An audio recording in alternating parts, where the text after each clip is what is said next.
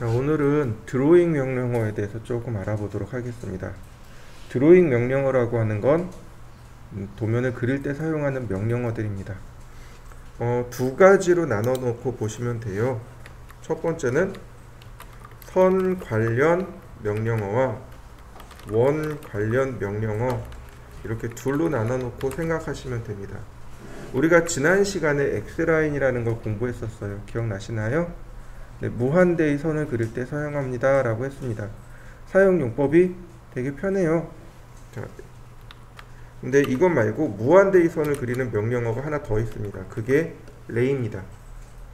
레이는 반무한선이라고 합니다.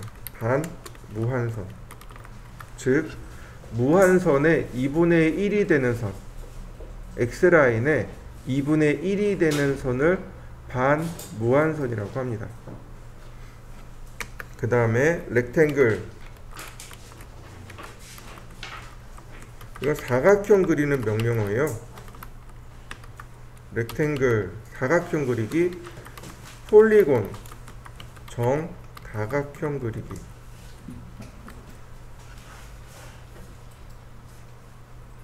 이것 말고 지금은 쓸 건 아니지만 P라인이라는 명령어가 있습니다. 그 다음에 M라인이라는 명령어가 있어요. P라인은 폴리라인의 약자고 M라인은 멀티라인의 약자입니다. P라인과 폴리라인은 나중에 명령어를 똑 떼어놓고 다시 설명드릴 거고요. 그 다음에 이제 원 관련 명령어들이 있습니다. 우리가 배웠던 서클, 네, 선 관련이라면 라인이라 그러죠. 원 관련, 우리가 공부한 게 서클이었죠. 그러니까 여기에 이제 아크라는 명령어가 있습니다.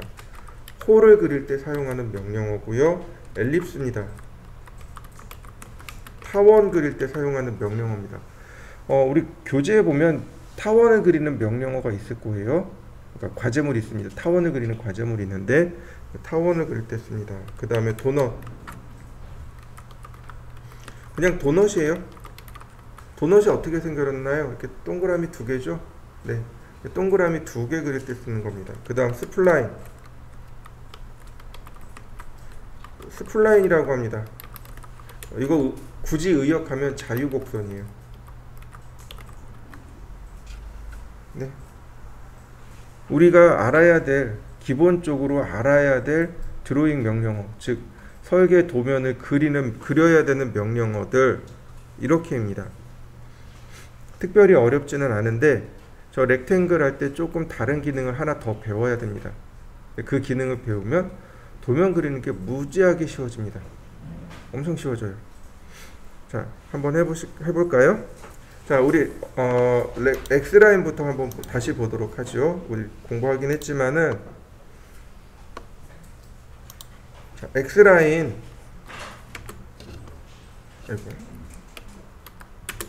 그러면 스페이시파이 어포인트라고 물어봅니다. 좌표를 하나 입력해 주세요. 이건 뭐냐면 X라인은 방사형, 즉 원형으로 나가기 때문에 중심 위치를 물어보는 겁니다. 그래서 위치를 하나 클릭해 주면 그 다음에 스루 포인트, 통과점을 입력해 달라고 이렇게 메시지가 뜨는 겁니다. 통과점을 입력해 주면 이렇게 각도들을 금방 맞추어서 작업할 수 있습니다. 폴라 트래킹과, 즉 각도 추적기와 함께 쓰면 많이 요긴하게 쓸 수 있습니다. 한번 해보시죠. 그 다음에 보시는 게 이제 이렇게 세 개가 있습니다. 이 두 개는 머릿속에 지우셔도 돼요. 앞에 있는 세 개, HR, horizontal, VER, vertical, ANG, angle, 이렇게 보시면 됩니다. 자, horizontal은 수평으로 가는 무한대의 선을 말합니다. 그러니까 horizontal 누르면 그냥 수평으로 가는 무한대의 선을 이렇게 그릴 수 있습니다. vertical은 수직으로 가는 무한대의 선이에요. 특별한 내용은 없어요. X라인, angle, 각도죠.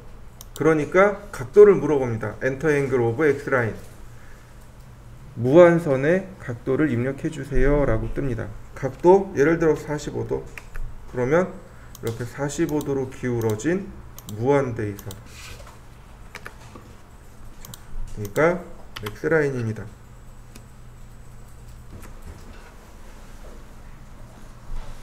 요과점을 제가 그려볼게요.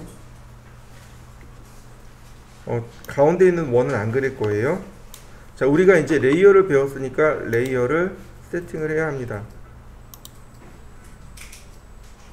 자, 중심선 하나, 컬러는 빨간색, 라인 타입은 센터.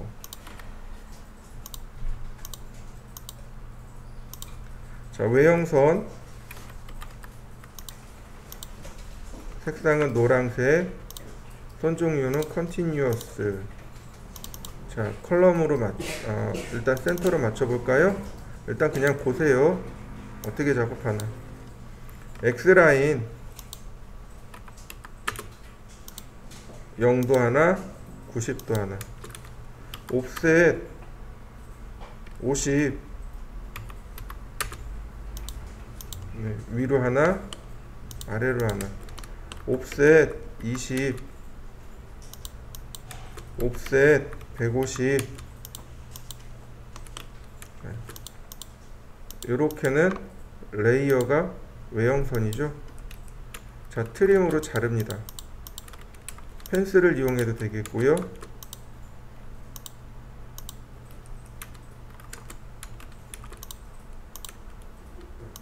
혹은 그냥 클릭하셔도 됩니다. 옵셋 10mm. 아이고, 얘가 아니죠. 여기죠. 매치 프로퍼틱스 옵셋 18. 트림, 그 다음에 삭제. X라인 앵글 190도.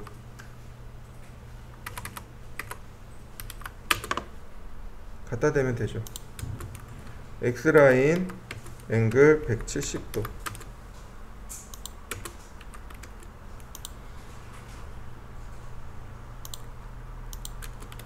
트림으로 잘라내면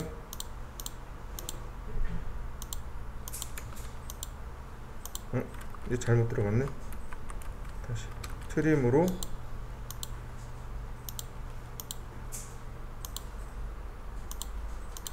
다시 트림으로. 근데 어때요? 제가 좌표를, 그러니까 극좌표를 썼나요? 극좌표를 안 썼죠? 그런데 금방 만들어져요. 심지어 폴라 트래킹도 안 썼어요. 그죠? 네, 엄청 쉬워집니다. 한번 그려보시죠. 레이는 특별한 기능은 없습니다. 정말로 아무 기능 없어요. 자, 레이. 그러면 스페이스파이 스타트 포인트, 시작점을 입력해 주세요. 그 다음 통과점, 스루 포인트, 통과점을 입력해 주세요. 자, 어떤가요? 딱 절반만 그려지는 무한대이선 맞습니까? 딱 절반이죠? 네, X라인의 딱 절반입니다. 호리젠탈 안 되고요, 버티컬 안 되고, X라인 안 됩니다. 그냥 스루 포인트로만 딱 2분의 1이 되는 점, 선, 그게 레이입니다. 한번 해보시죠. 렉탱글이라는 명령어는 사각형을 그릴 때 사용하는 명령어가 바로 렉탱글입니다. 우리가 상대좌표나 상대극좌표로 많이 그려봤어요. 사각형 많이 그렸죠? 네. 근데 렉탱글을 그리면 또 많이 쉬워진단 말이죠. 자, 볼까요? 자, 화면에 있는 거 일단 지우고. 자, 렉탱글은 어디냐면 여기 있어요. 렉탱글과 폴리곤 여기 있어요. 드로우 메뉴이기 때문에 여기 X라인, 컨스트럭션 라인이라고 되어 있죠. 여기 X라인, 여기 레이. 그 다음에 렉탱글하고 폴리곤은 여기 숨어 있습니다. 같이 묶여 있네요. 렉탱글하고 폴리곤이. 이 렉탱글하고 폴리곤은 정확하게 말하면 그 출처가 P라인입니다. P라인, 폴리라인이에요. 정확하게 얘기하면 이 두 개는 출처가 폴리라인입니다. 여기 지금 제가 P라인이라고 적어놨죠. 요 폴리라인이라고 합니다.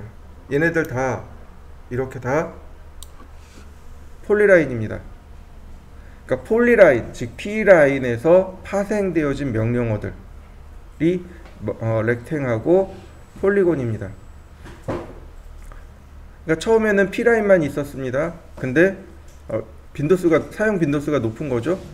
사각형 많이 그려야 되고 그 다음 정다각형 많이 그려야 되니까 그러면 이제 어떻게 할까 고민하다가 P라인을 가지고 명령을 만들어 놓은 겁니다. 그냥으로도 만들 수 있는데 P라인을 가지고 만들었어요.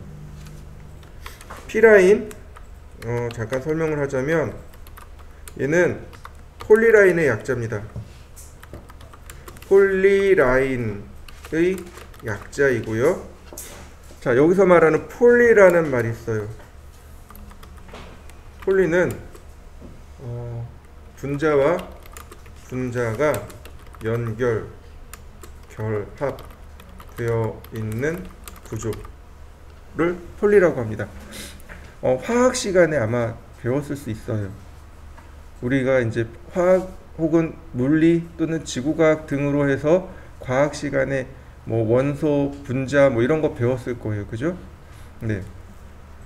분자와 분자가 서로 유기적으로 결합되어 있는 형태를 폴리 어쩌고 저쩌고 이렇게 부릅니다.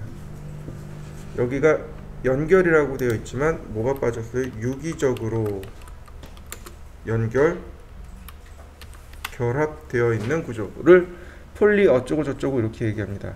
그 중에서 많이 쓰는 게 우리 옷 있잖아요. 옷. 폴리에스테르라는 옷감 있죠. 그 앞에 폴리라는 말이 붙었죠. 에스테르가 폴리, 즉 유기적으로 연결되어 있습니다. 그러니까 폴리라는 말이 붙으면 신축성이 있다는 뜻도 됩니다. 그러니까 옷감이 신축성이 있죠. 네. 보통 이렇게 옷감이나 아니면 이제 플라스틱 재질 같은 데는 폴리라는 단어가 많이 들어가요. 폴리 뭐뭐뭐뭐 이런 식으로 해서 많이 들어갑니다. 우리 뭐죠? 물병 같은 거 있잖아요. 페트병도 폴리 뭐뭐뭐뭐로 이루어져 있죠. 네.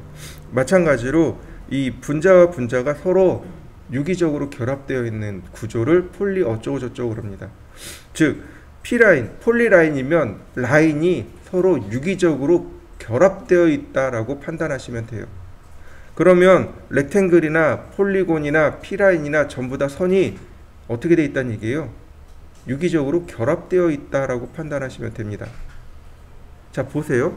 화면을 보시면 이렇게 보시면 돼요. 제가 그냥 그릴 겁니다. P라인 선을 그렸습니다. 선을 그리는 건 라인이나 P라인이나 똑같아요. 자요.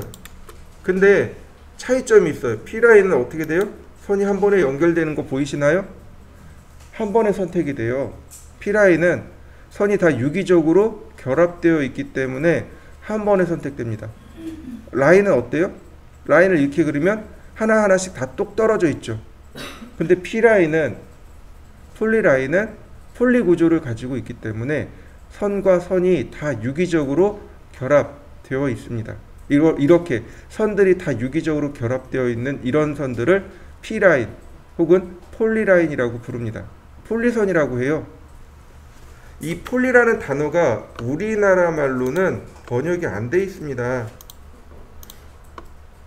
이 P라인이, 이 폴리라인이라는 게 우리나라 말로 번역이 안 돼요. 그래서 그냥 폴리선이라고 합니다. 그냥 폴리선이에요. 폴리선. 굳이 풀어보자면 유기적으로 결합되어 있는 선으로 풀어서 쓸 수 있겠죠. 단어로 딱 떨어지지 않습니다. 렉탱글이나 폴리곤은 바로 P라인입니다. 즉 선이 다 연결되어 있다는 뜻이에요. P라인의 특징이 두 가지가 있습니다.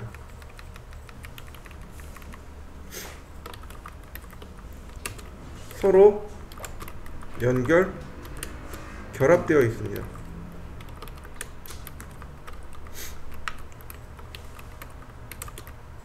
선의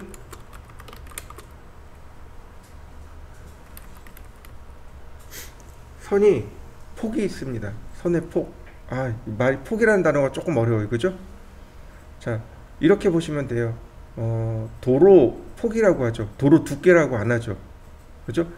예를 들어서 2차선 도로, 4차선 도로 이렇게 얘기하잖아요. 편도 2차선, 뭐 왕복 2차선 이렇게 얘기하잖아요. 이럴 때 도로의 두께라고 안 하죠. 선의 폭이라고, 도로의 폭이라고 합니다. 예, 마찬가지. 선의 굵기라고 번역을 하셔도 좋네요. 선의 폭 혹은 굵기를 지닙니다. P라인의 특징은 두 개예요. 첫 번째는 다 유기적으로 결합되어 있습니다. 두 번째는 선이 굵기를 가지고 있습니다. 선에다가 굵기를 지정할 수 있어요.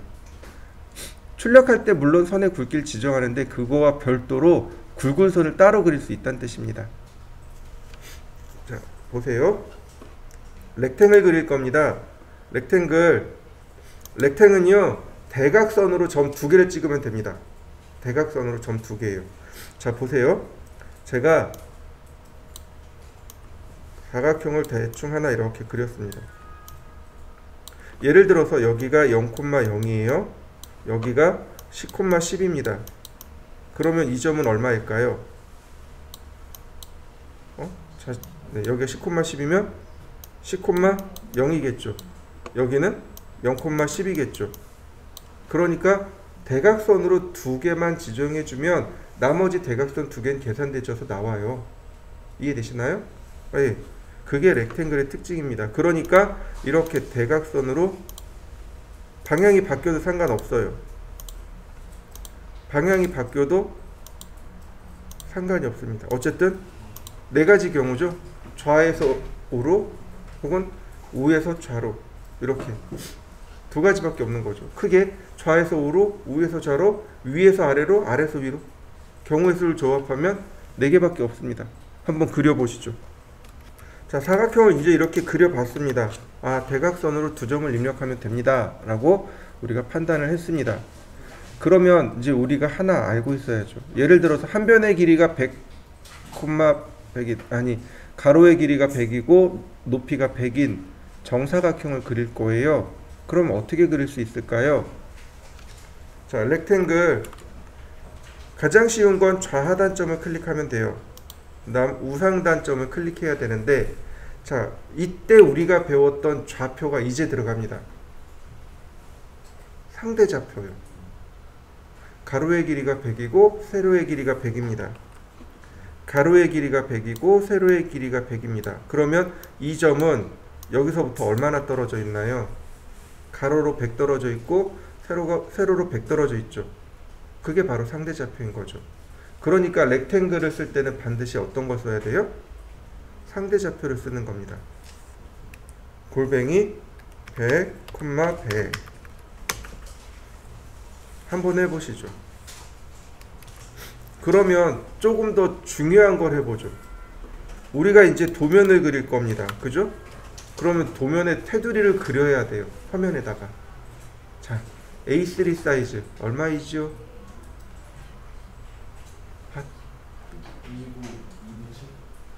297. 네, 297은 맞아요. 네, 조금 더. 자, 렉탱글 클릭한 다음 골뱅이 420, 297. 네, 얘가 A3가 되겠죠. 다음, 근데 여기서 뭐를 하나 더 해야 되냐면 제가 그때 설명 안 한 게 있어요. 그게 뭐냐면 테두리선 그리기입니다. 테두리선이라는 게 존재해요.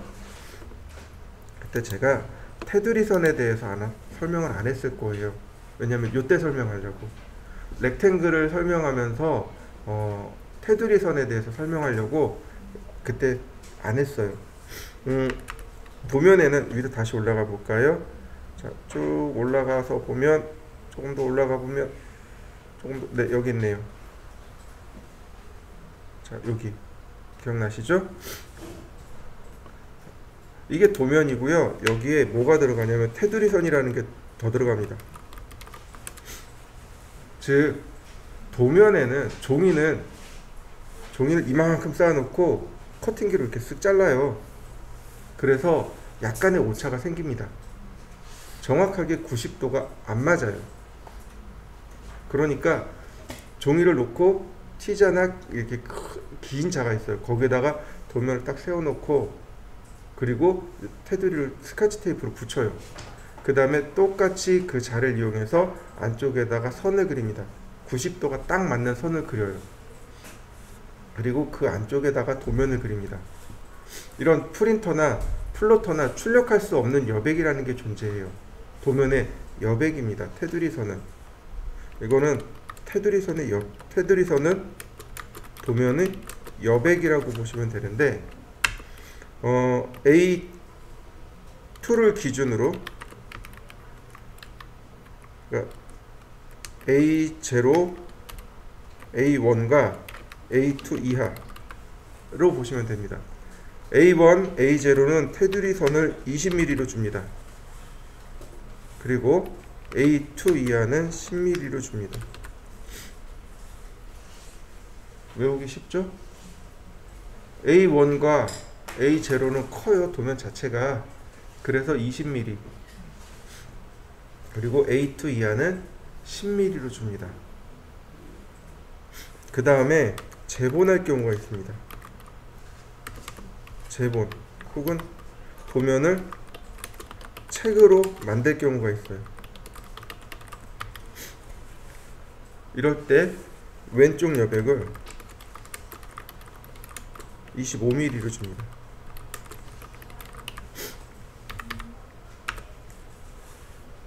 요거는 외우셔야 돼요. 재본이죠.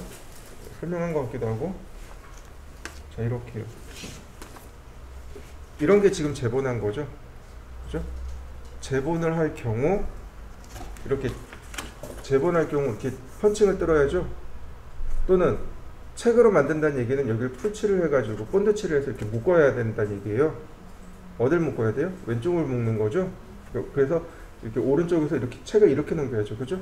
우리가 볼 때 책이 이렇게 넘어가는 거죠. 그러니까 왼쪽을 묶어야 돼요. 왼쪽을 묶고 도면을 이렇게 넘겨야 됩니다. 그래서 왼쪽을 여백을 더 주는 거예요. 25mm로. 그래야 왼쪽을 묶어서 재본하고 온전하게 도면이 제대로 나오겠죠. 네. 그래서 이렇게 테두리를 만든 다음 옵셋 10mm 클릭하고 안쪽으로 어때요? 도면 사각형이 동시에 같이 움직이죠? 네, 이렇게 클릭하고 엔터를 치면 비로소 이게 도면 그릴 준비가 끝난 겁니다. 이 상태에서 도면을 그리는 거예요. 축척에 따라서 도면을 키우기도 하고 줄이기도 하고 그렇게 되는 겁니다. 우리가 렉탱을 더 공부하기 전에 잠깐 명령어를 2개 더 공부하고 넘어가겠습니다. 하나는 뭐냐면 필렛이라는 명령어예요. 하나는 챔퍼입니다. 필렛과 챔퍼라는 명령어가 있습니다. 얘를 많이 쓰니까 렉탱글 안에 얘가 들어갔어요. 렉탱글을 가만히 보시면 필렛 챔퍼라는 명령어가 있습니다. 그러니까 원래 커맨드, 오토캐드 명령어입니다. 명령어인데 많이 쓰니까 렉탱글 안에도 넣어놓은 겁니다.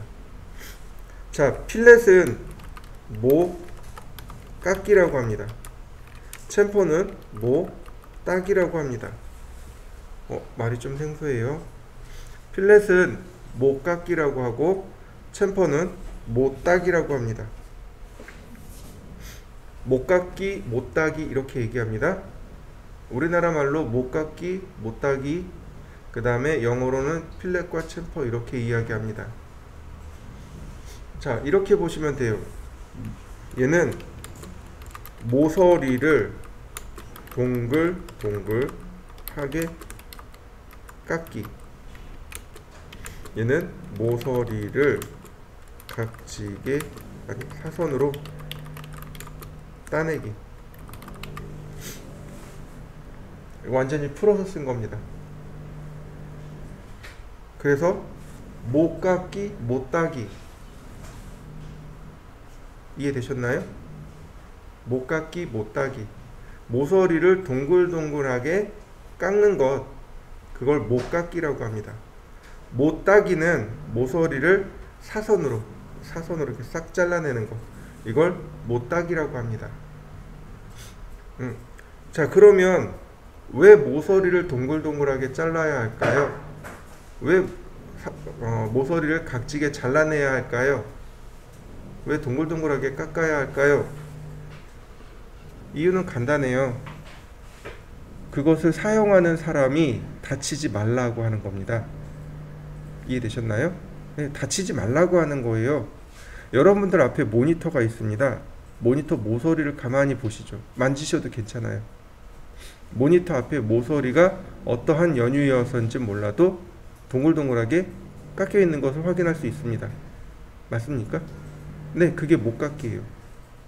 기계적으로 보면은요, 얘는 금형을 만들어서 만든 겁니다. 그러니까 플라스틱 제품 같은 경우는 대부분 다 금형이에요.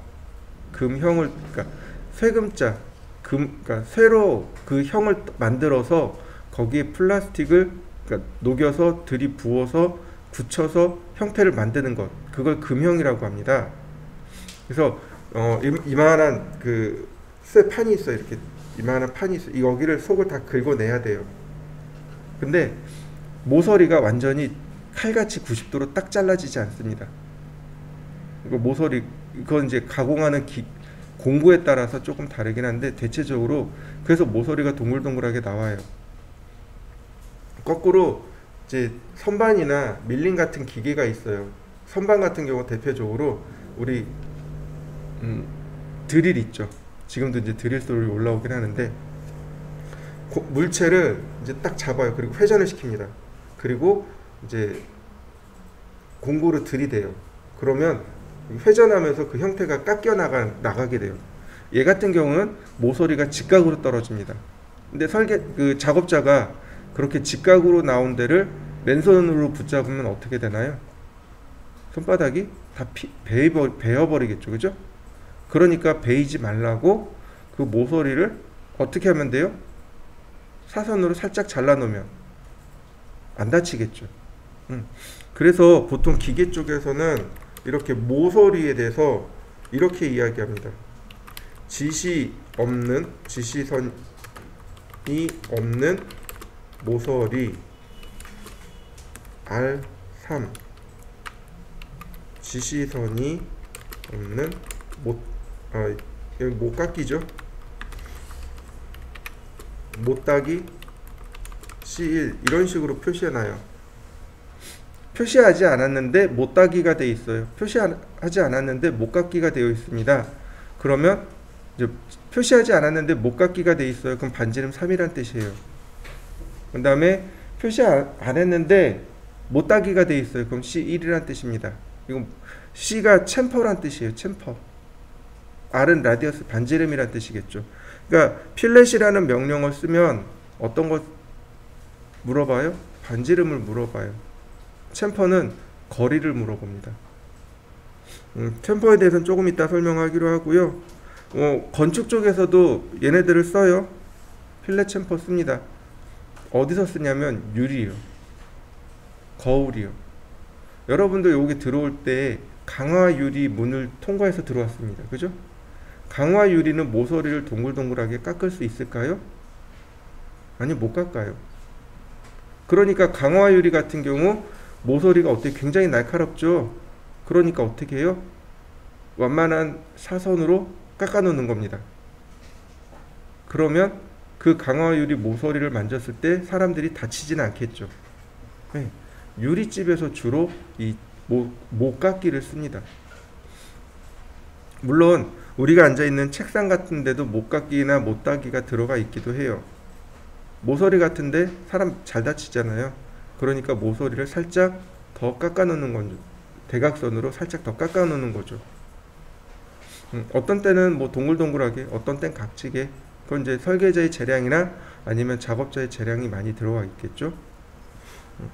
자, 이해되셨나요? 필렛과 챔퍼에 대해서. 만약에 여러분들이 기계 쪽으로 갈 거라면 필렛과 챔퍼를 반드시 명심하셔야 됩니다. 건축이라면 필렛 챔퍼는 그닥 중요하진 않아요. 이제 단지 용법이 중요한 거지. 자, 한번 보도록 하죠. 필렛.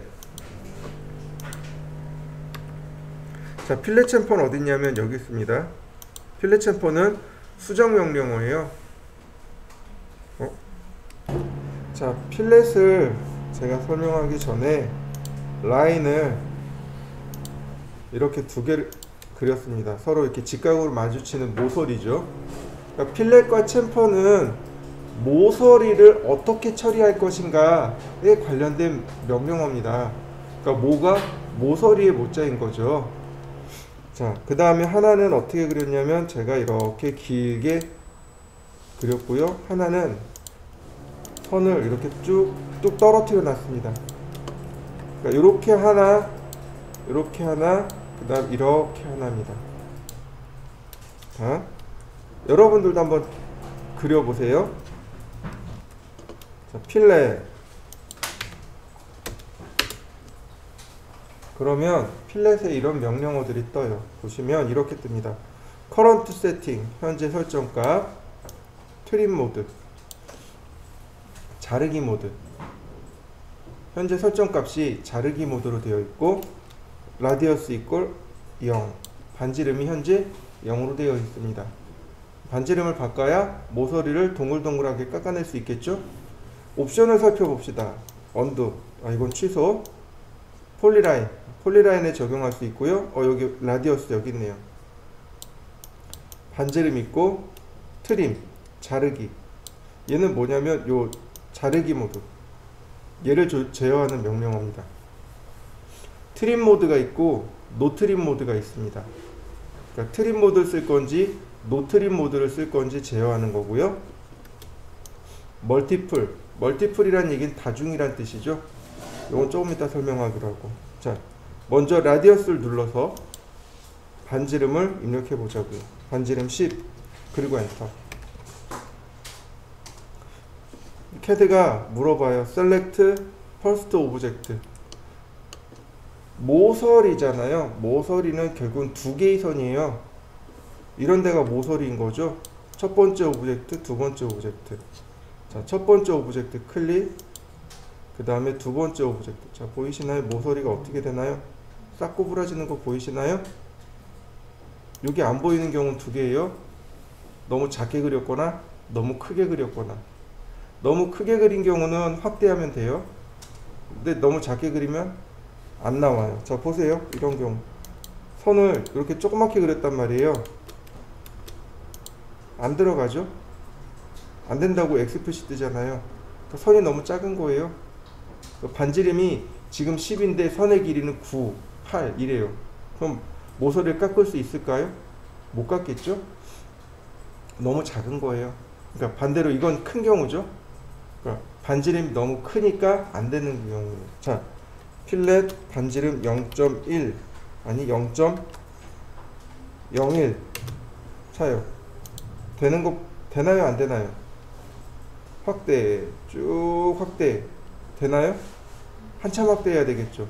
그러니까 마치 안 되는 것처럼 보이는 거예요. 너무 작으니까. 반지름이 너무 작으면 안 되는 것처럼 보이는 것 뿐입니다. 사실은 다 되는 거죠. 다시 한번 볼까요? 필렛 반지름 10. 저는 10이 무난해요. 자, 이런 경우 나는 이렇게 필렛을 처리하고 싶어요. 그랬을 때 여기와 여기를 클릭해야 됩니다. 만약에 나는 필렛을 이렇게 하고 싶어요. 그러면 얘와 얘를 눌러야 돼요. 나는 모서리를 이렇게 하고 싶어요. 그럼 여기와 여기를 눌러야 되겠죠. 나는 모서리를 이렇게 처리하고 싶습니다. 그러면 여기와 얘를 눌러야 됩니다. 나는 모서리를 이렇게 처리하고 싶어요. 그래서 첫 번째, 두 번째 어떻게 되나요? 모서리만 생기는 게 아니고 여기 넘쳐있는 선들이 어떻게 되나요? 다 제거되는 거 보이시나요? 이게 트림 모드라서 그렇습니다. 노트림 모드는 이게 안 돼요. 노트림 모드는 조금 이따 하고요. 선 깨끗하게 정리됐나요? 다시 보겠습니다. 여기 선이 또 어떻게 돼 있나요? 멀찌감치 떨어져 있죠. 필렛 클릭하고 딱 갖다 댔더니 어떻게 돼요? 선이 연장되는 거 보이시나요? 모자란 건데 연장돼요. 그러니까 필렛은 어떻게 되냐면 선이 길어요. 그럼 싹 잘라줍니다. 선이 모자라요. 그럼 어떻게 해요? 쭉 연장을 해줘요. 자, 클릭.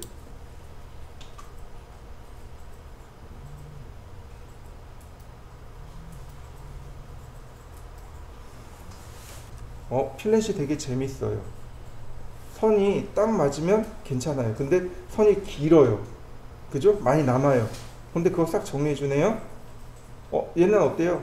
선이 모자랐죠? 근데 선을 늘려주네요. 네, 응용해 보겠습니다. 언두, 언두, 언두. 자, 응용하겠습니다. 필렛. 자, 반지름이 현재 0입니다. 현재 0이에요. 자, 어떻게 될까요? 이런 경우. 이런 경우. 곡선을 만들까요? 안 만들까요? 반지름이 0이니까 만들어낼 방법이 없겠죠. 그러면 저 나머지 선들은 어떻게 될까요? 그냥 냅둘까요? 원이 안 만들어졌으니까 그냥 냅둘까요? 자, 봅니다. 클릭. 그 다음에 클릭. 선이 어떻게 되나요? 깔끔하게 딱 정리된 거 보이시나요? 네, 원은 반지름이 0이니까 원은 못 만들어요. 대신에 싹 정리를 해줍니다. 자, 볼까요? 여기 선이 어때요? 모자르죠? 필렛 선택하고 어떻게 되나요? 연장되는 거 보이시나요? 이거 무슨 기능일까요? 왼쪽 거는 트림 처리해줬죠. 오른쪽 건 익스텐드 처리해줬죠. 네, 그래서 사람들이 트림 익스텐드보다 필렛을 써요. 저도 필렛 씁니다. 만약에 오른쪽 거 지금 거 같은 경우 이거 어떻게 해야 돼요? 선을 이렇게 한 다음에 익스텐드, 그 다음 트림 이렇게 해야 돼요. 근데 어떻게 해요? 필렛 반지름 확인하고 클릭 클릭. 근데 필렛은 딱 한 번만 들어가요. 여러 번 되지 않습니다. 자, 다시 볼까요? 필렛 반지름 0입니다. 이때 멀티플. 멀티플은 여러 번 쓰겠다는 얘기예요. 클릭 클릭 클릭 클릭. 어떤가요? 여러 번 쓸 수 있죠. 원래 필렛 하면 한 번 하고 끝이었어요. 근데 멀티플을 지정하니까 여러 번 내가 원하는 만큼 필렛을 할 수 있습니다.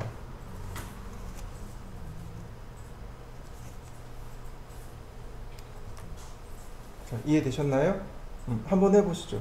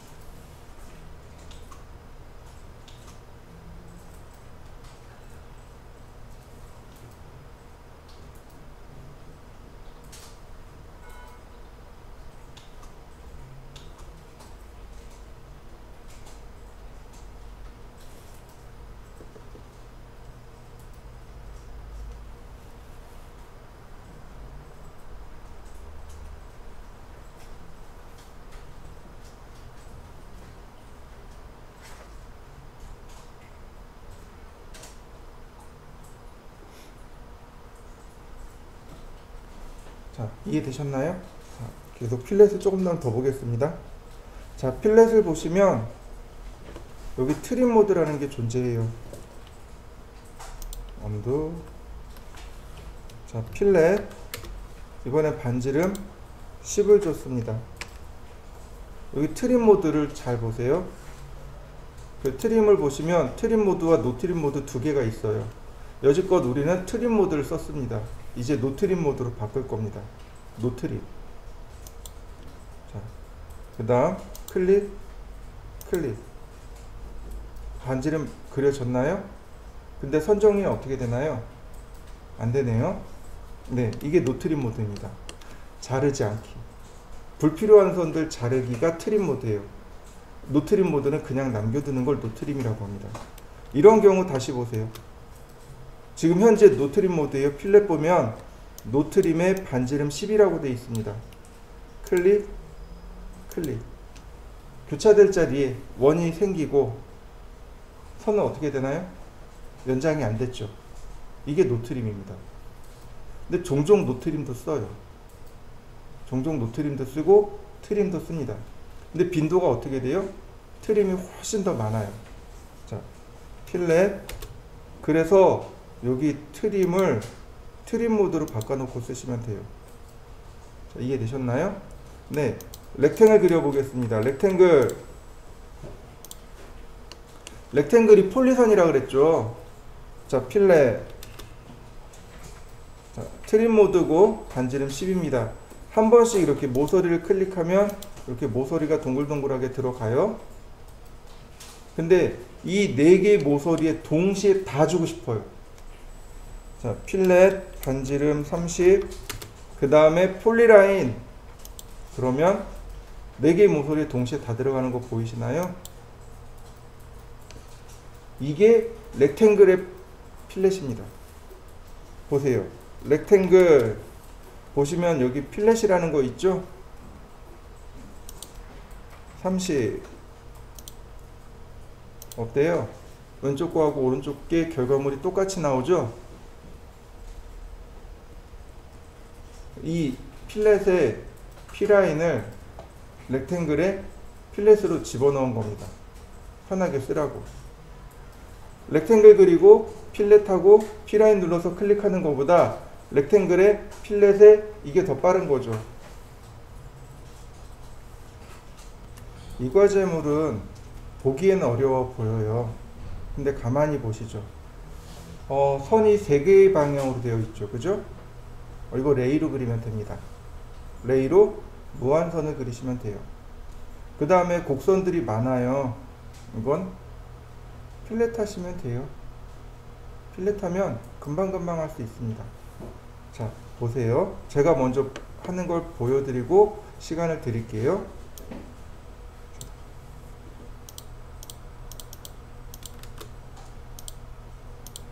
레이 0도 하나, 그 다음에 120도니까 이렇게 60도로 하나, 200도에서 300도로 하나. 그러면 하나 만들어졌고요. 그 다음 서클 안쪽 거를 보면 파이 30으로 되어 있습니다. 그러니까 반지름 15죠. 파이 30은 반지름 15. 그 다음 서클 반지름 20.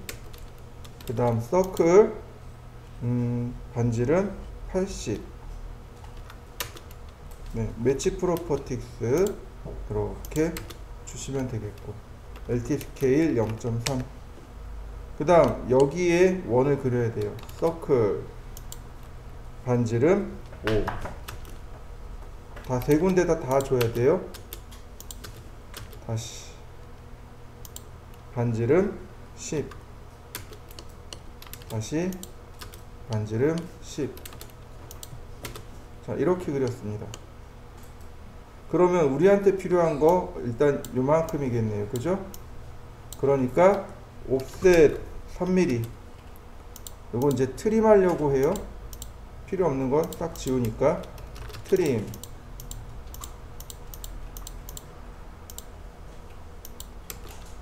그 다음에 3mm 옵셋 한 거 이제 지우면 되겠네요.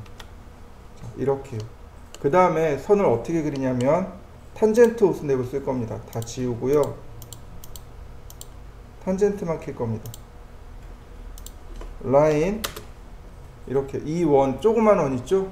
조그만 원에서 큰 원으로요. 이렇게 다시 조그만 원에서 큰 원으로, 조그만 원에서 큰 원으로 이렇게요. 조그만 원에서 큰 원으로 이렇게요. 그리고 나서 옵셋 5mm.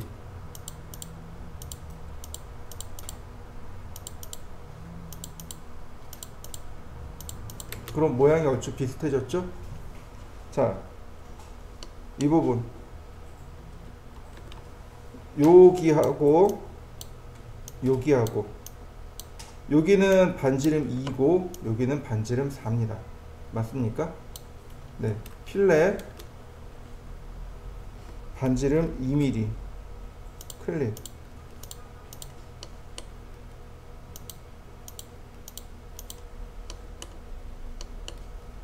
이제 줌인 줌아웃을 많이 써야 되겠죠? 필렛 반지름 4mm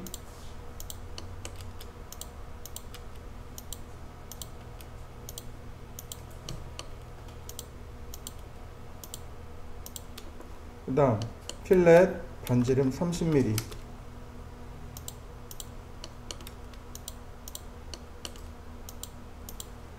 그 다음 트림. 자, 여기 잘 보세요. 여기 끊으면 여기 짜투리 남죠? 네, 짜투리까지 확실히 지우셔야 돼요. 이렇게. 자, 경계를 기억하셔야 됩니다. 이렇게 놓고, 자, 이렇게 지우면 어디까지 사라져요? 넘어가 버려요. 그러니까 어떻게 해요? 경계를 화면상에 띄워놔야 돼요. 이렇게.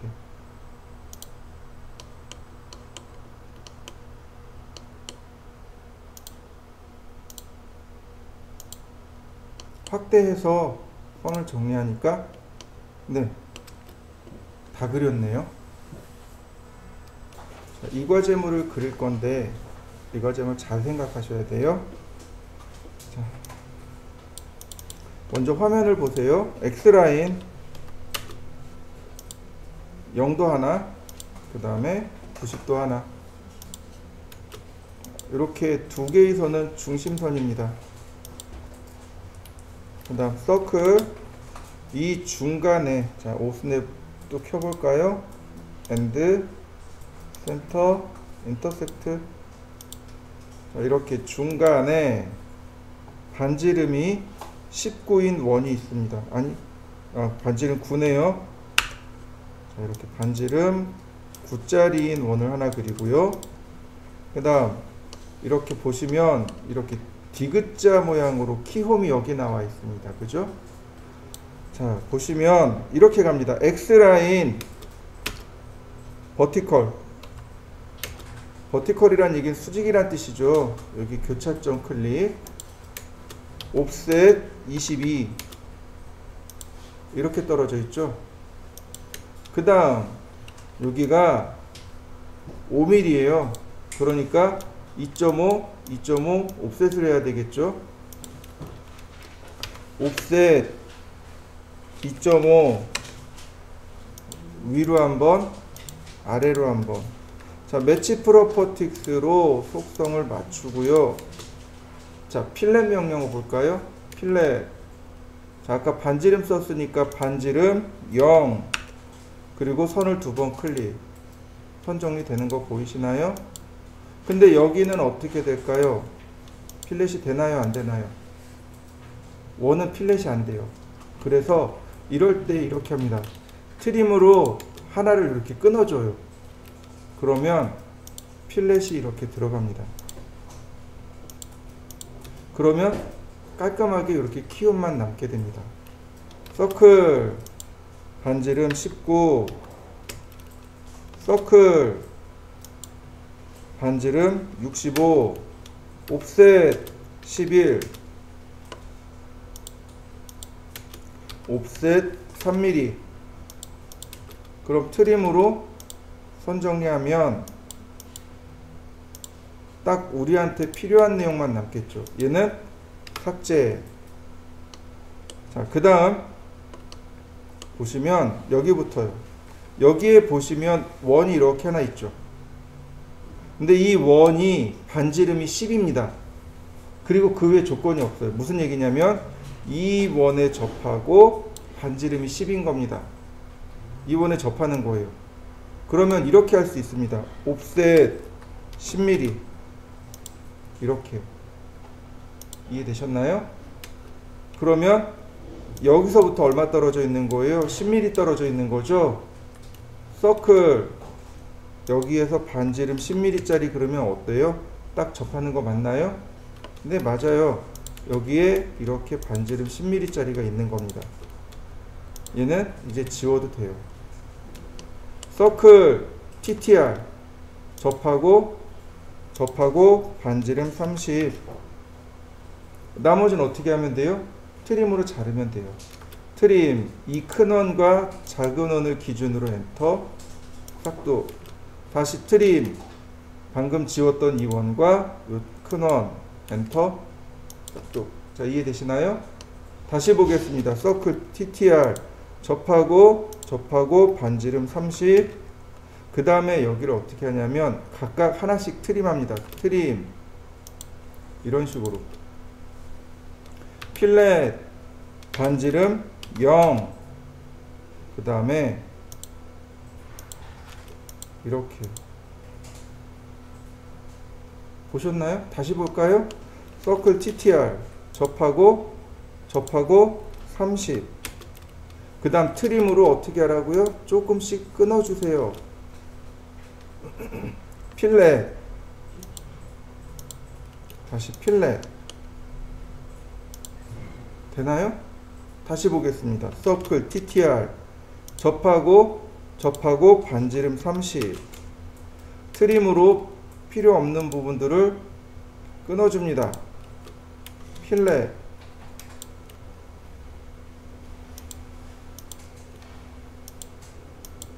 선 정리되는 거 보이시나요? 자, 그 다음 옵셋 30. 이 수평선이 아래로 30. 옵셋 20. 수직선이 왼쪽으로. 여기 교차점 나오죠? 네, 여기 교차점에서 반지름 40. 이렇게 생긴 겁니다. 나머지는 또 트림 하시면 돼요. 트림 여기 하나 끊어주고요.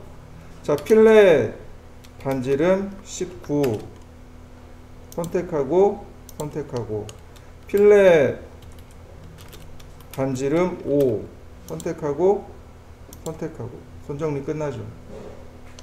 다시 볼까요? 자, 여기서 30이었으니까 얘가 이렇게 30 갑니다. 옵셋 30 옵셋 20 서클 반지름 40. 자, 하나 끊어주고요. 트림으로 필렛 반지름 19 필렛 반지름 5. 다시 볼까요?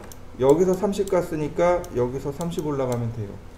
옵셋 30 옵셋 20 서클 반지름 40. 트림으로 조금 끊어주고 필렛 반지름 19 필렛 반지름 5.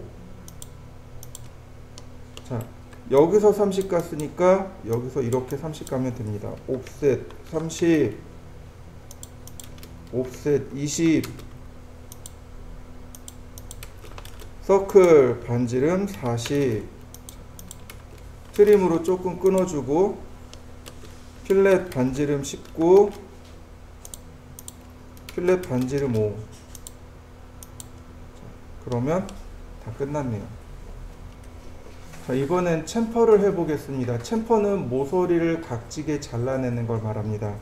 아까처럼 똑같이 선을 이렇게 두 개를 그렸습니다. 아니, 이렇게 길게 그 다음에 하나는 모자르게 똑같이 이렇게 그렸습니다. 챔퍼는 이렇게 사선으로 그리는 겁니다. 챔퍼는 사선으로 그리는데 예를 들어서 C10이다 라고 하면 이런 의미입니다. 챔퍼하는 방법은 이렇습니다. 옵셋 10mm 그 다음 라인을 이렇게 대각선으로 긋는 겁니다. 그 다음 트림으로 싹 잘라낸 것, 즉 이런 걸 의미합니다. 여기서부터 여기까지가 10mm고 여기서부터 여기까지가 이렇게 10mm입니다. 이게 C10의 의미입니다. C자가 붙은 의미는 바로 이거예요. 이게 챔퍼의 의미입니다. 이해되셨나요? 챔퍼는 하나 더 있어요. 그게 뭐냐면 각도입니다. 이렇게 여기서부터 여기 사이 각도를 측정해서 쓰는 방법. 챔퍼는 두 가지 방법이 있습니다. 하나는 디스턴스, 즉 거리를 입력해서 첫 번째 거리와 두 번째 거리 값을 입력해서 쓰는 방법이 하나 있고, 두 번째는 거리와 각도를 이용한 방법, 두 가지가 있습니다. 그러니까 거리 두 개를 넣어서 쓰는 방법은 디스턴스, 그 다음에 거리와 각도를 입력하는 건 앵글 방식이라고 합니다. 이해되셨나요? 네. 앞으로 C1 그럼 무슨 뜻이 되는 거예요? 여기가 1mm고 여기가 1mm입니다. 이런 뜻입니다. 이게 챔퍼의 의미예요. 자, 보시죠. 챔퍼 그러면 똑같이 트림 모드라고 나옵니다. 커맨드 라인을 읽어보면 트림 모드입니다. 자르기 상태입니다. 그 다음에 디스턴스가 0, 0 이렇게 되어 있습니다. 자, 언두가 있고 폴리라인이 있고, 이건 넘어가도 될 것 같고, 디스턴스와 앵글, 그 다음 트림, 이렇게 세 가지. 멀티플은 아까 했었어요. 그죠? 챔퍼도 두 개 선 클릭하면 그걸로 끝나요. 디스턴스 방식과 앵글 방식, 그리고 자르기 모드, 이렇게 있는 거죠. 자, 디스턴스를 눌러 봅시다. 그러면 이렇게 떠요. 스페이시파이 퍼스트 챔퍼 디스턴스, 챔퍼링할 첫 번째 거리를 넣어주세요. 10. 그리고 엔터. 세컨 챔퍼 디스턴스, 두 번째 챔퍼 거리 역시 10. 그리고 엔터. 자, 클릭하면 챔퍼링 들어가는 거 맞나요? 네, 마찬가지입니다. 챔퍼 선이 길어요. 근데 필렛처럼 딱 선 정리되죠? 다시 볼까요? 챔퍼 어떻게 되나요? 선 연장되는 거 보이시죠? 네, 요거는 트림 모드이기 때문에 그렇습니다. 트림 모드이기 때문에 이렇게 챔퍼링이 들어가요. 다시 보겠습니다. 챔퍼 앵글 방식입니다. 앵글 방식을 클릭하면 제일 먼저 뭐부터 물어봐요? 거리를 물어봅니다. 챔퍼 거리가 얼마인가요? 10. 그 다음에 챔퍼의 앵글 from the first line, 즉 이 첫 번째 선에서부터 각도는 얼마인가요? 즉 45도 그러면 이렇게 가겠죠. 60도 그러면 이렇게 갑니다. 30도 그러면 이렇게 완만하게 갈 거예요. 여기서부터 각도가 이렇게 혹은 이렇게 돌아가게 되는 거죠. 45도요. 첫 번째, 두 번째. 맞습니까? 다시 보겠습니다. 챔퍼 앵글 첫 번째는 10, 두 번째는 60도. 자, 각도가 서 있는 거 보이시죠? 네, 마찬가지로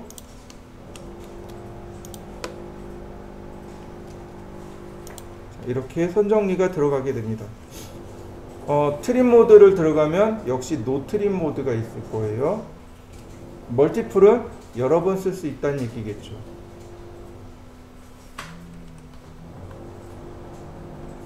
자, 이게 챔퍼입니다. 챔퍼는 나머지는 필렛하고 똑같아요. 챔퍼는 선을 사선으로 잘라내는 것, 그게 챔퍼. 필렛은 모서리를 동글동글하게 잘라내는 것. 자, 보세요. 렉탱글. 자, 렉탱글. 그러면 여기에 챔퍼라는 게 있습니다. 엔터, 엔터. 각지게 잘린 거, 모서리가 각지게 잘린 거 보이시나요? 네, 챔퍼가 여기 들어와 있습니다. 많이 쓰니까 들어와 있는 거겠죠? 그 다음에 보시면 엘리베이션이나 티크니스는 안 씁니다. 엘리베이션은 고도란 뜻으로 Z축 방향의 위치를 바꾸는 명령어고, 티크니스가 Z축 방향으로 두께를 줄 때 사용하는 명령어입니다. 우리하고는 상관없어요. 안 씁니다. 그런데 보시면 위드라는 것이 있습니다. 위드, 이게 선의 굵기입니다. 선의 굵기예요. 위드를 눌러볼까요? 10mm.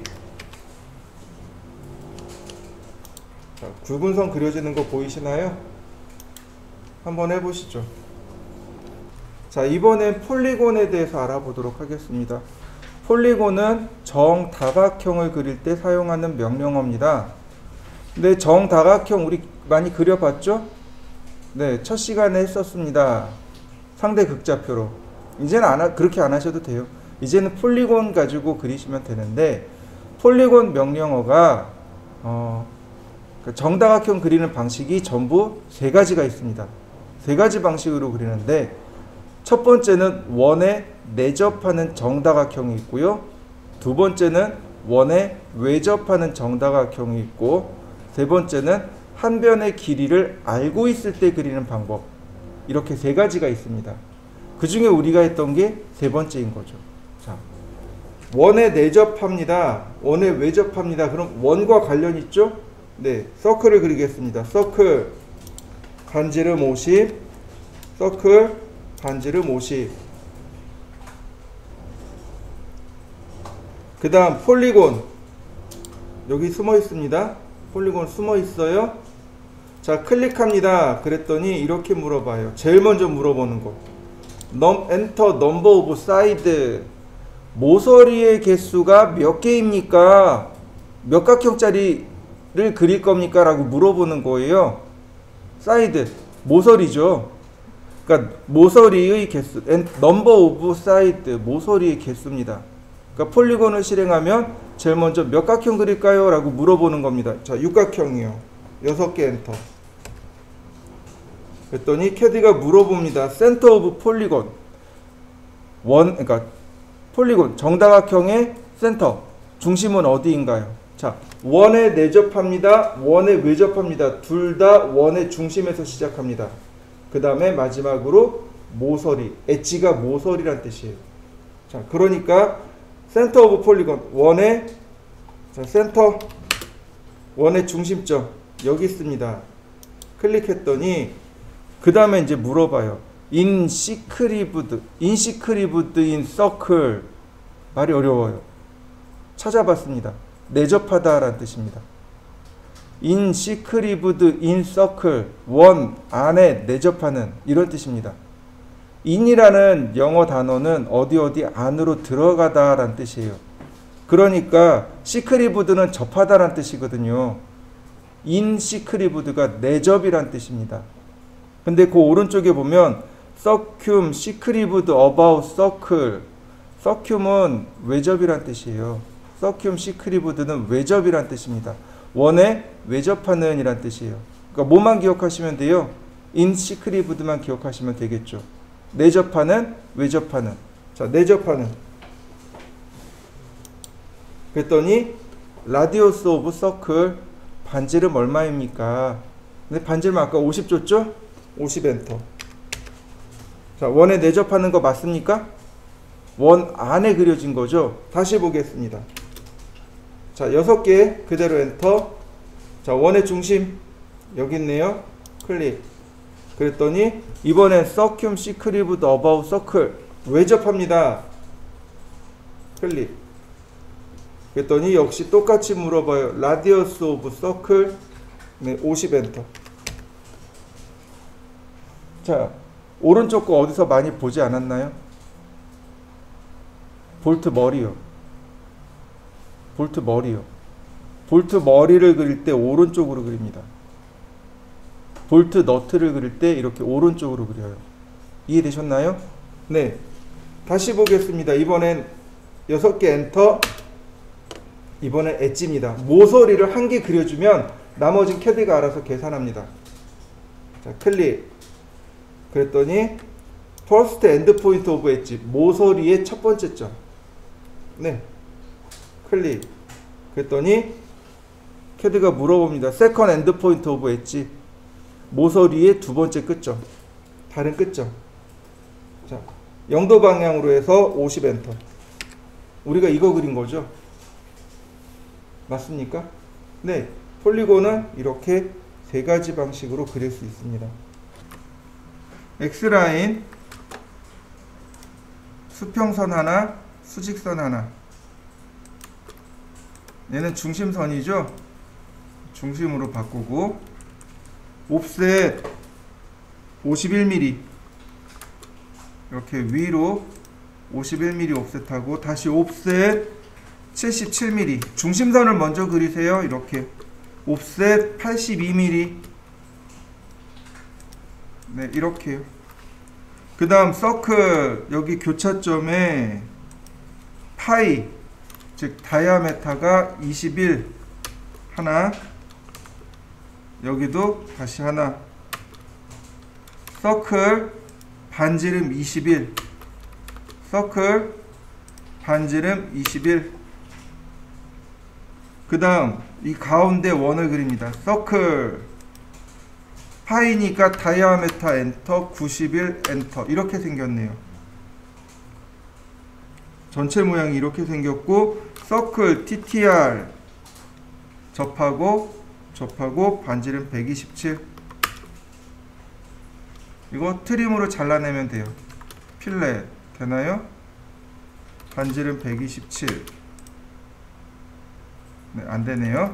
서클 TTR 접하고 127.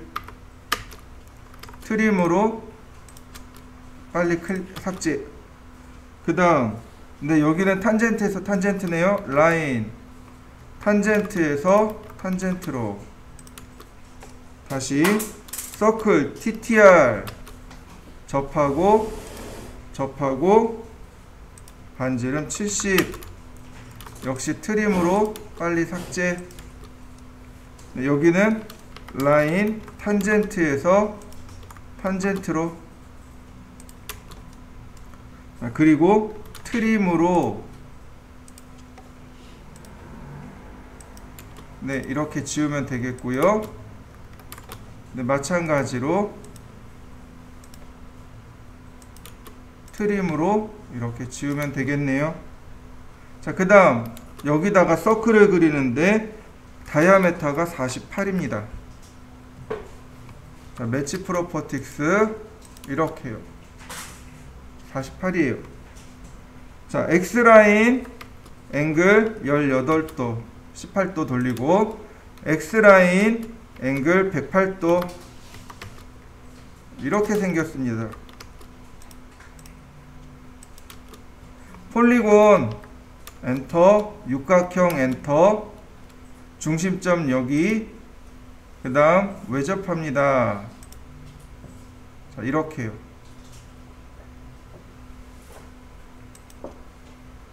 그러면 지워도 되겠죠.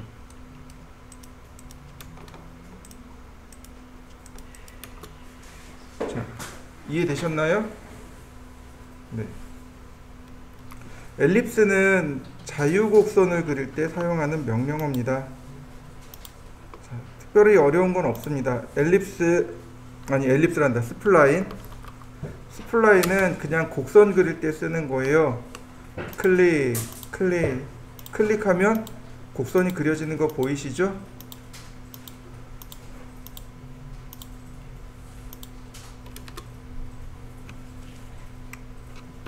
한번 해보시죠. 클릭하면 이렇게 그냥 곡선이 그려집니다. 스플라인 곡선을 그리는 명령어입니다.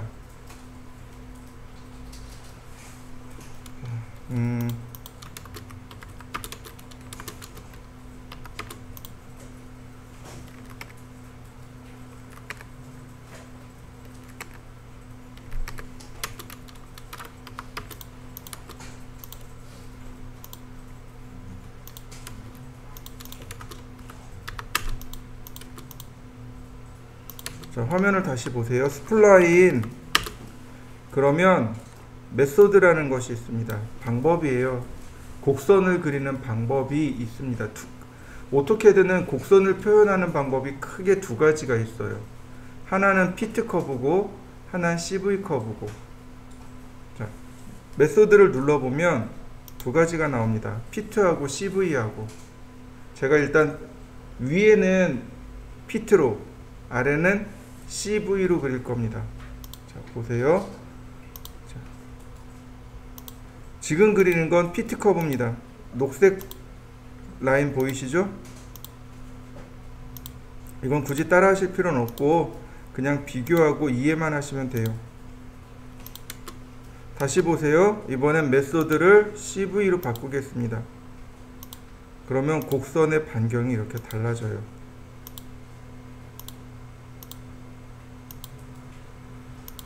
자, 곡선의 반경이 달라지는 거 보이시나요? 그러면 도대체 CV 커브하고 피트 커브하고 차이가 무엇입니까? 라고 물어보면 피트 커브는 정점을 통과하는 선입니다. 점을 통과하는 곡선이고 CV는 모서리 있죠? 그러니까 변의 탄젠트로 들어가는 곡선입니다.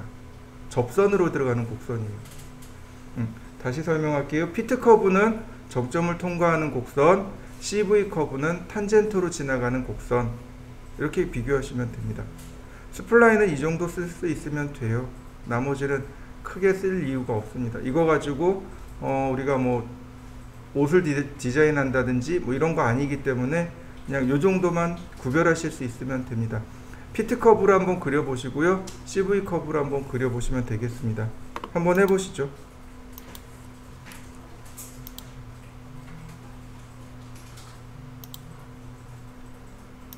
이번엔 도넛이요.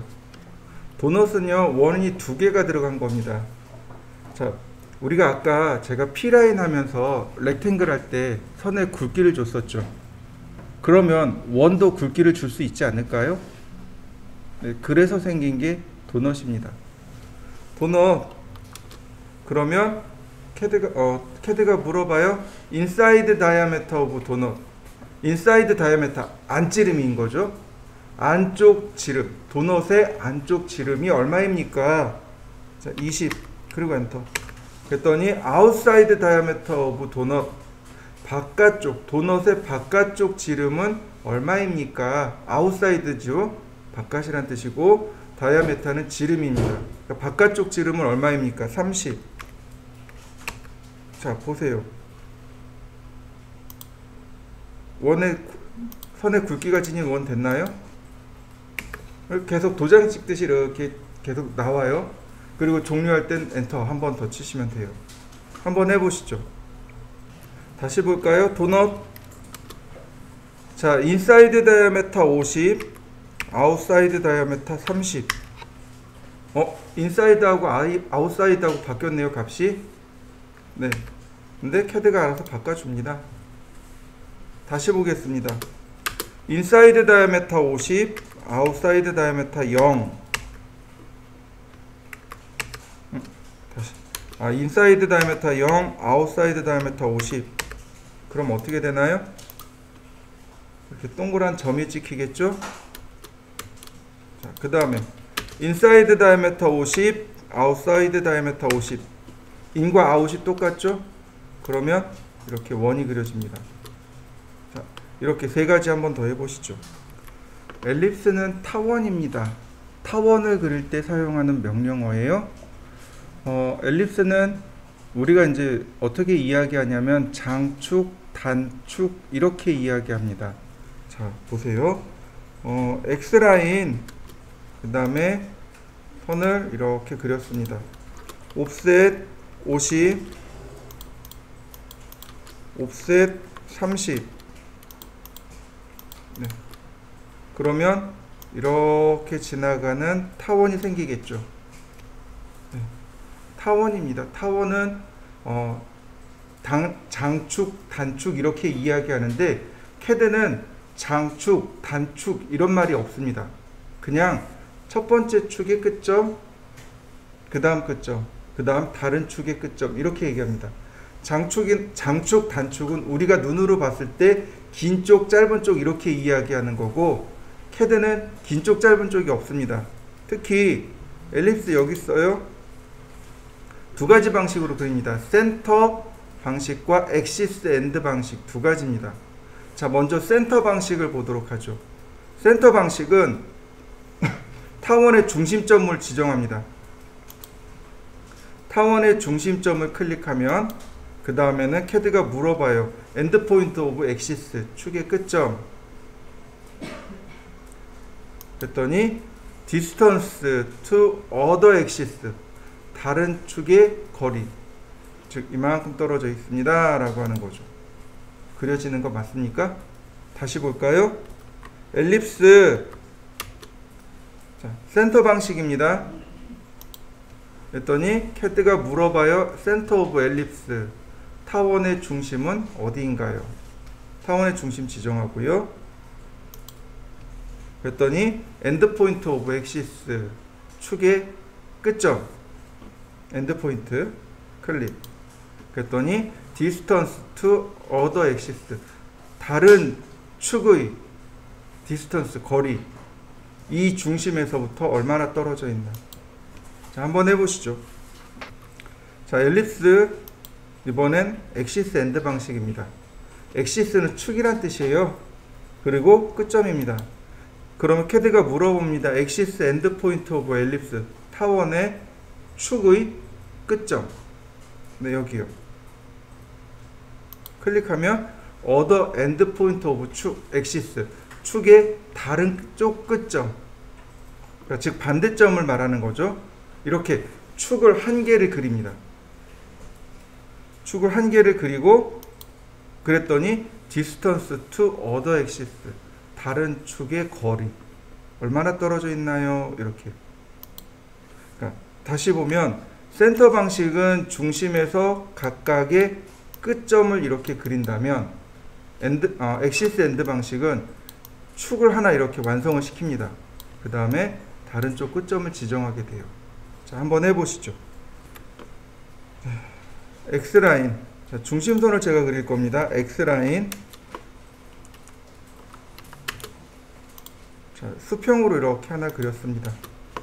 수평으로 그냥 하나 그린 거고요. 옵셋 20mm,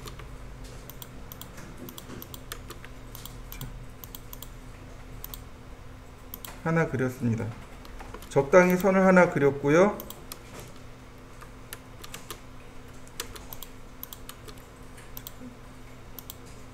옵셋, 필렛 반지름 0으로 해서 선을 이렇게 마감했습니다. 옵셋 200mm, 자, 필렛, 챔퍼 디스턴스 2mm.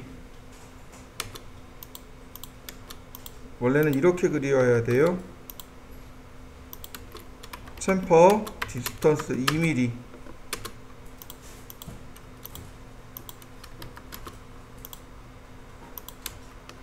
X라인,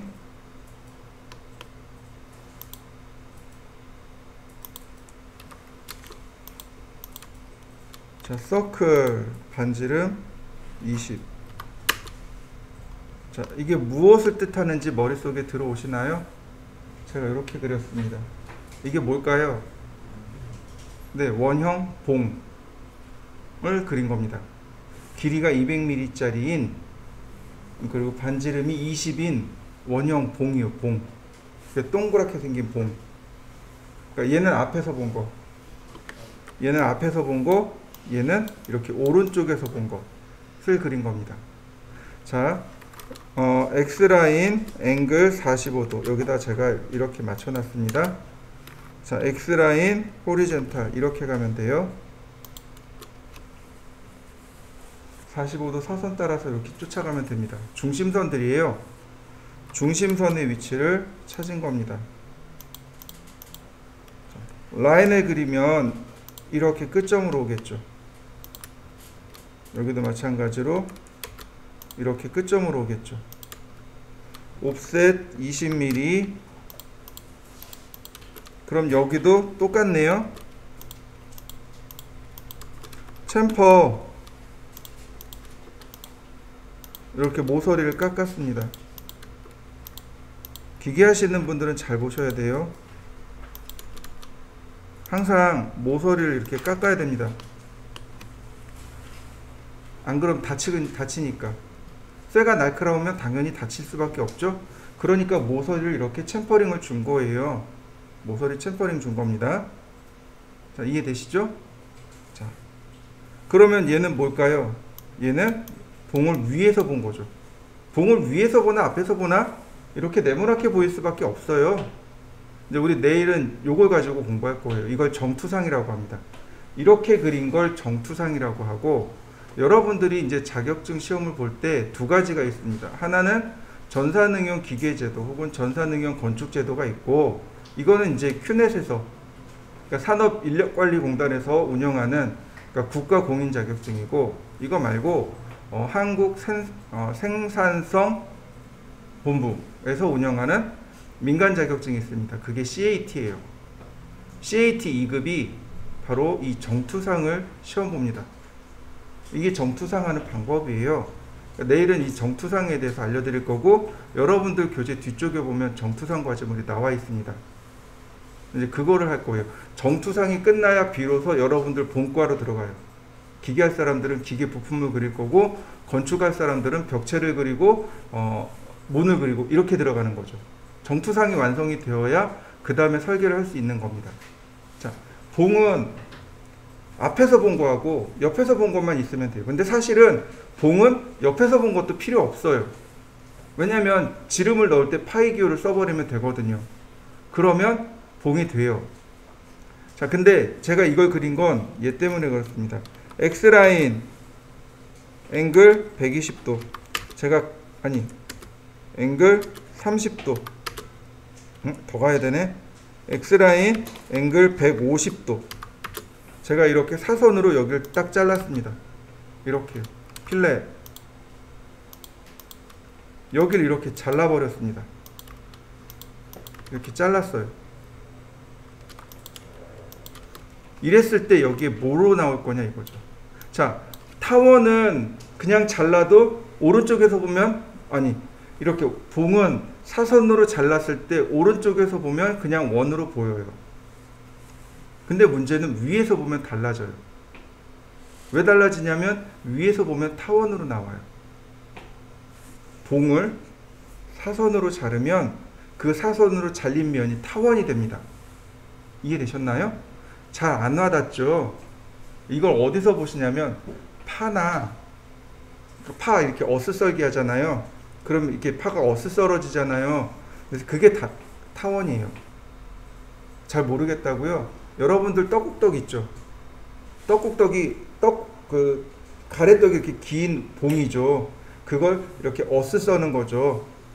맞아요. 그렇게 어슷 썰었을 때 나온 게 바로 타원입니다. 가래떡이라고 생각하세요. 그리고 내가 150도를 이렇게 싹 어슷 썰었습니다. 그러면 그 어슷 썰은 면이 어떻게 나올 거냐는 거죠. 그걸 어떻게 그릴 거냐 이거죠. 자, 일단 여기까지 한번 해보시죠.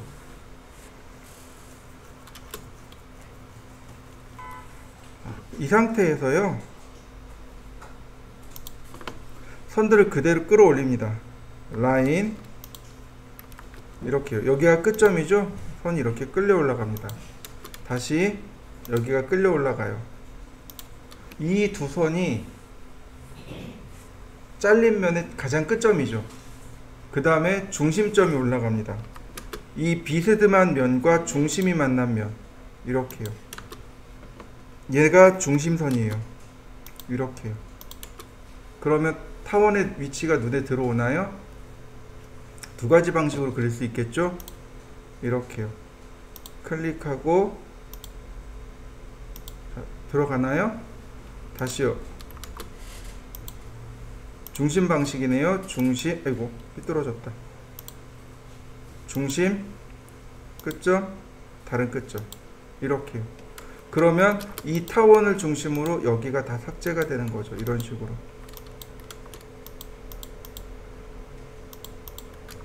이렇게 되네요. 그러면 떡국떡이 이렇게 만들어지는 거죠. 이해되셨나요? 자, 여기까지 해보시죠.